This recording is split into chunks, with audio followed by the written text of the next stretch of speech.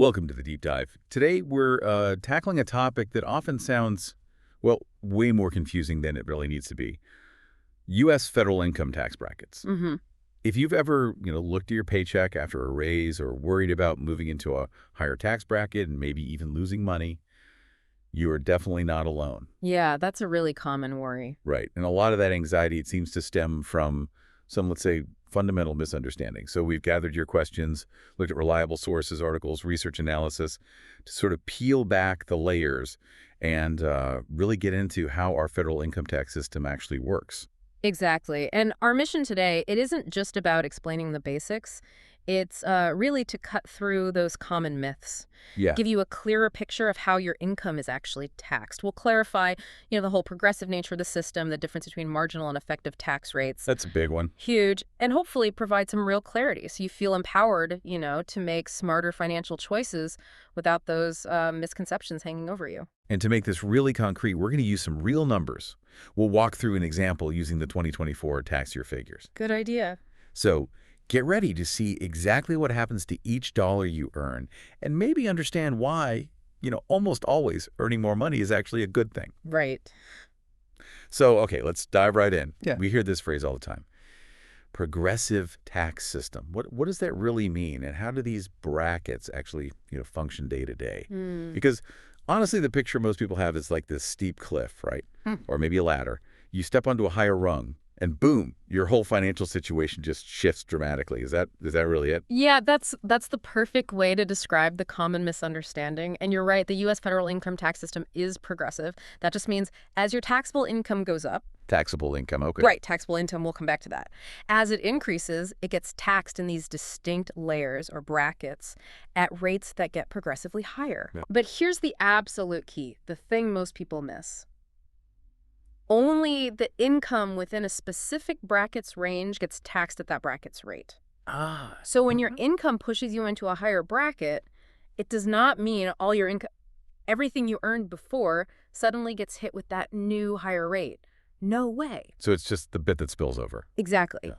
Only the portion above the threshold for that new bracket gets the higher rate. All the money you earned below that line, it stays taxed at its original lower rates. Okay. So it's definitely not an all or nothing kind of thing. Yeah. It's more like filling up buckets. Yeah, buckets is a good analogy. Or maybe pools, like you said. Right, like a series of pools. The first one's shallow, low tax rate. Yeah. Once that one's full, the extra income flows into the next pool, which is a bit deeper, higher rate. And only the water, the income, in that new pool gets the higher rate. The water in the first pool keeps its lower rate. Precisely. That's exactly how it works. And for 2024, these federal rates, they go from 10% at the bottom up to 37% at the top. And it's also really important to remember, these brackets, the income ranges for them, they're different depending on how you file. Are you single? Married? Filing jointly? Head of household? Right, different tables for each. Exactly. So like for a single filer in 2024, that first 10% bracket covers taxable income up to $11,600. Okay. But if you're married filing jointly, that same 10% rate applies to your combined income up to $23,200. Double, basically. Pretty much. And this is, it's designed this way on purpose. It makes sure everyone's first chunk of earnings gets taxed at the very lowest rates, no matter how much they end up making overall. You emphasized taxable income earlier. Oh. That's important, right? It's not just your salary. Oh, absolutely. Critical distinction. Yeah. Your taxable income isn't your gross pay, not the number on your offer letter necessarily. Okay. It's the amount that's left after you subtract certain things, deductions, adjustments from your gross income. Like what sort of thing? Well, think about contributions to a traditional 401k or IRA, maybe health savings account contributions, even just the standard deduction that, most people take nowadays. Right, that got bigger a few years ago. It did. So these things reduce your adjusted gross income, your AGI, and then other deductions, either the standard one or if you itemize, bring you down to your final taxable income. And that's the number the brackets apply to. That's the number. Yep. It's a step that often gets kind of skipped in casual conversation, but it makes a big difference to your actual tax bill. Okay, this is really helpful. And it brings us nicely to, I think, where a lot of the real confusion and, frankly, anxiety lives. We hear someone say, oh, I'm in the 22% bracket. Yeah. But that single statement, it kind of hides something really crucial, doesn't it? It really does. We need to pull apart two terms, your marginal tax rate and your effective tax rate. They sound similar, but they are definitely not the same thing. Not at all. And understanding this difference, it can be a genuine aha moment. It's incredibly empowering for, actually planning your finances. So what do they mean? How do they affect your money? Right. So your marginal tax rate is, well, it's simply the highest tax bracket that your taxable income reaches into. The top one you touch. Exactly. It's the rate that would apply to your very last dollar earned. Or maybe think of it as the rate applied to the next dollar you might earn, like from a small raise or bonus. Okay, the rate on the edge. The rate on the edge, yeah. Now, your effective tax rate, that's different. That's the average rate you actually pay on all of your taxable income put together. The average across everything. Right. You calculate it simply by taking your total tax bill and dividing it by your total taxable income. It gives you a much more sort of realistic, holistic view of your overall tax burden. So wait, if I'm following this, Yeah. because of that progressive system, the layers, the buckets, your effective rate, the average rate, it's always going to be lower than your marginal rate, the top rate you hit. Unless maybe all your income fits only in that very first 10% bracket, I guess. Yeah, precisely. That's exactly right. For almost everyone, the effective rate is lower than the marginal rate. Wow. Okay, that feels like a really significant piece of information. It totally changes how you should think about your taxes, right? Absolutely. It means, okay, part of your income might touch that higher bracket, say 22% or 24%, but the average rate you're paying across all your income is actually quite a bit less than that. Exactly. And knowing that is crucial for accurate financial planning. It also really starts to dismantle that common fear that getting a raise might somehow hurt you financially. Let's make this super clear. Let's use that example you mentioned. Let's talk about Jenny. Okay, Jenny. So Jenny's a single filer. And for the 2024 tax year, let's say her taxable income after all deductions is $70,000. Okay, 70K taxable, single filer. Got it. Now, if we look at the 2024 tax tables for single filers, that $70,000 stretches across 3 different brackets. It fills up the 10% bracket, fills up the 12% bracket, and then spills into the 22% bracket. So this means her marginal tax rate, the highest rate she touches, is 22%. Correct. That's the rate on her last dollar. But let's actually calculate her tax bill step by step to see what her effective tax rate turns out to be. Let's do it. So we follow those layers, those brackets we just talked about. First, you take the first $11,600 of her income. That part is taxed at 10%. So 10% of $11,600 is $11,160. That's the first piece of her tax. Okay, $1,160. Got it. Next, we look at the income in the 12% bracket. For a single filer in 2024, that bracket goes from $11,601 up to $47,150. Right. So the amount of Jenny's income that falls in that range is $35,550. We tax that amount at 12%. Okay, 12% of $35,550. That comes out to $4,266. So we add that to the first piece. All right, $1,160 plus $4,260. What's next? Finally, we get to the part of her income that falls into the 22% bracket. Her total taxable income is $70,000. The 22% bracket starts at $47,151. Exactly. That amount is $22,850. Right. That specific chunk of income gets taxed at her marginal rate of 22%. Okay, 22% of $22,850. Okay, 22% of $22,850. That works out to $5,027. So if we add all those pieces up now, the $1,160 from the 10% bracket, the $4,266 plus from the 12% bracket, and the $5,027 from the 22% bracket. Jenny's total federal income tax liability on her $70,000 taxable income is, let's see, $10,453. $10,453. That's her total tax. Now, here comes the really interesting part, her effective tax rate. Right, the average. The average. We take her total tax, the $10,453, and we divide it by her total taxable income, the $70,000. Okay, $10,453 divided by $70,000. That gives us about 0.1493. Or if we multiply by 100 to get a percentage, it's roughly 14.93%. Let's just round it to about 15%. That's a huge difference, 7 percentage points lower. Exactly. And it perfectly illustrates the point. Only the dollars in that highest bracket are taxed at 22%. A big chunk was taxed at 12%, the first part at only 10%. Her average rate is much lower. This example really drives it home.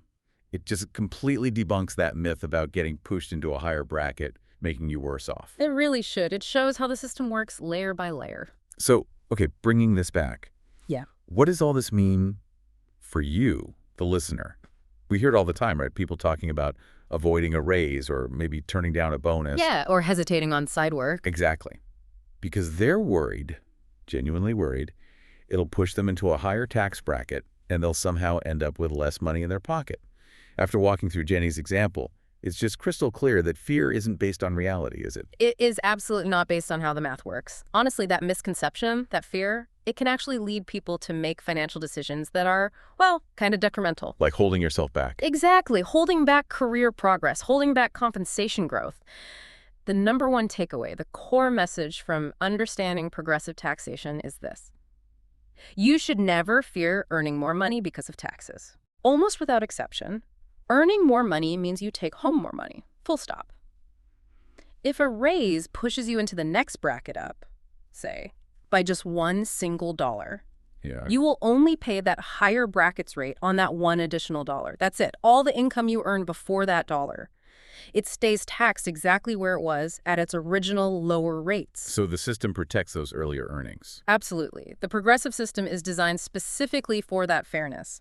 Those first dollars everyone earns are always taxed at the lowest rates, no matter how high your total income gets. That is incredibly reassuring, but it's also like really powerful knowledge to have. Now, for listeners who are thinking, okay, I get it, don't fear the raise, what's the next step? How does knowing this difference, especially understanding taxable income, help with more, say, proactive financial planning? That's a great question. Moving beyond just debunking the myth into actual strategy. Right. Well, knowing your marginal rate is super important when you're evaluating any new income opportunity. Thinking about taking on a side hustle, getting a bonus, selling some stock. You know exactly what tax rate that extra income will face. It helps you estimate the net impact much more accurately. Right. You know the tax bite on the new money. Precisely. And furthermore, really understanding that taxes applied to taxable income just highlights how valuable deductions and credits are. Ah, the things that lower that number. Exactly. Things like maxing out contributions to pre-tax retirement accounts, your traditional 401k or IRA. Every dollar you put in there directly reduces your taxable income now. Which could potentially keep more of your income in lower brackets. It absolutely can, or at least reduce the amount being taxed at your highest marginal rate. Yeah. Same goes for things like HSA contributions if you're eligible. And then for investors, it's also key to know the difference between ordinary income tax rates and the usually lower long-term capital gains rates. Right. Those have their own separate brackets often. They do. For qualified dividends and profits from selling assets you've held over a year. So understanding all these pieces lets you move from just passively accepting your tax bill to actively and strategically managing your taxable income within the rules. So it's not just about don't fear the raise. It's about understanding how income is treated and what tools you have, like deductions or retirement accounts, to optimize things. That's a much more empowered position. Definitely. And for you listening, if you want to figure out your own marginal rate, just grab the 2024 tax tables for your filing status. Single, married filing jointly, etc.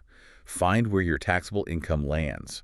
Remember, that's the number after deductions. That bracket is your marginal rate. Yep. And for your effective rate, once you know your total federal tax for the year, maybe from your tax return, just divide that total tax amount by your total taxable income, multiply by 100. That's your real average rate. It puts the numbers in perspective. It really does. Knowledge that truly puts you in the driver's seat. Wow, what a deep dive that was.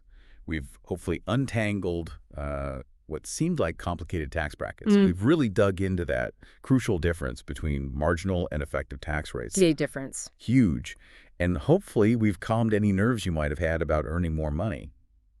It just seems so clear now that the progressive system, it really is designed with layers, with fairness in mind, preventing that, cliff effect people worry about. Absolutely. Understanding these core ideas helps you see right through those common myths and really get how your income is actually assessed by the IRS. Yeah. Which I think leads us to a really important question for you, the listener, to think about moving forward. Okay. Beyond just not fearing the raise anymore, how might your clearer understanding now of marginal versus effective rates and the impact of things like deductions, how might that empower you to make more deliberate, maybe more optimized financial decisions this year? Or perhaps when you're thinking about a new job or a side project? That's a great question to mull over. How does this knowledge change your actions? Think about that as you go about your day, maybe when you look at your next pay stub, or consider that next financial step. Thank you so much for joining us for this deep dive. Thanks, everyone. We really hope you feel not just better informed, but genuinely empowered. Until next time, keep digging, keep learning, and keep being curious.